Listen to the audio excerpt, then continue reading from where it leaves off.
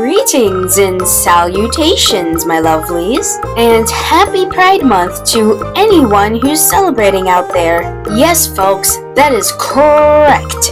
As of today, it is officially LGBTQ Pride Month. Established in 1970, what better way to kick things off than with a little good old-fashioned artwork, am I right, folks? Now, for those of you who may not be up to speed, not too long ago, Nintendo came out with a remake for the Nintendo Switch for the game Paper Mario and the Thousand-Year Door, which, in my personal opinion, has been an absolute joy to play so far.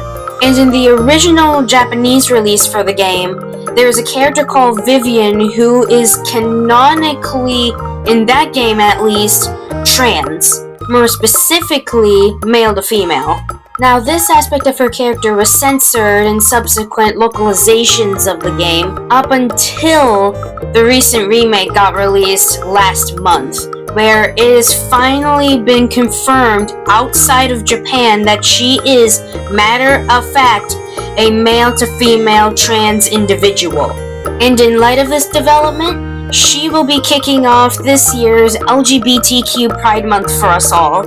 Now, one thing I'd like to comment on before anything else regarding this drawing, and that is it took me bloody forever and a half to do.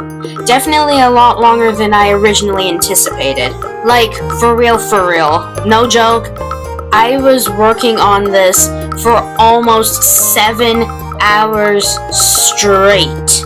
Now, when designing her for this particular art piece, I wanted to have her wearing an outfit that was befitting for the occasion, if you will. And so when doing research for outfit ideas and design ideas and whatnot, I mainly targeted drag fashion and Lolita Gothic fashion as like my main sources of inspiration. And I ultimately went with a sparkly fishtail dress with lace and frillies and other gothic fashion details added to it. I also tried to stay as true to her and her sister's color schemes as much as possible for this drawing, which kind of worked out because between her and her sister Beldam, they pretty much make up the trans pride flag colors.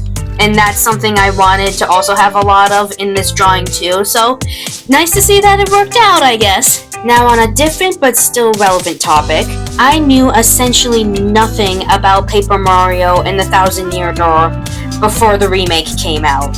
And one of my favorite aspects of the game so far has to be its visual design. It is just very visually appealing. And in all honesty, reminds me of one of my favorite childhood games, Kirby's Epic Yarn, which I remember playing religiously growing up. Which, if you come across and hear this, Nintendo, you should probably consider making a remake of as well. I'm just saying, for all of us Kirby fans out there. Now, backtracking a tad bit, as I previously mentioned, I knew next to nothing about this game before its recent release. My dad, on the other hand, absolutely loved playing this game when it initially came out in 2004. And so it was him who went out and bought this game the day it got released this past May. And after watching him play it some, I decided to get on the bandwagon and play it for myself. And again, I genuinely enjoy playing it so far. It's a lot of fun. And you can bet I got excited when I found out that Vivian was pro-LGBTQ. Because, I mean, you just don't really see much of that in Nintendo games, at least as far as I'm aware anyway. So I feel it's really nice that they included that aspect of her character, especially after all these years of it being censored like it was. And in my honest opinion, I think that Vivian is the cutest of the three Shadow sisters. Don't tell the others though, they might get jealous. Now, before I begin to wrap things up, I would like to take a moment to educate those who may not be up to speed with all of these LGBTQ facts and knowledge and such. First off, LGBTQ stands for lesbian, gay, bisexual, trans, and queer people, which are identities that a lot of people within the LGBTQ community associate with. And trans is a term used to refer to people who transition from male to female or female to male. Now, not all trans people physically transition from one to the other. I mean, some people only transition mentally or spiritually, but not physically. And like most things in life, being trans is different for everybody. But generally speaking, someone who identifies as trans at some point in their life makes the decision to transition from male to female or female to male.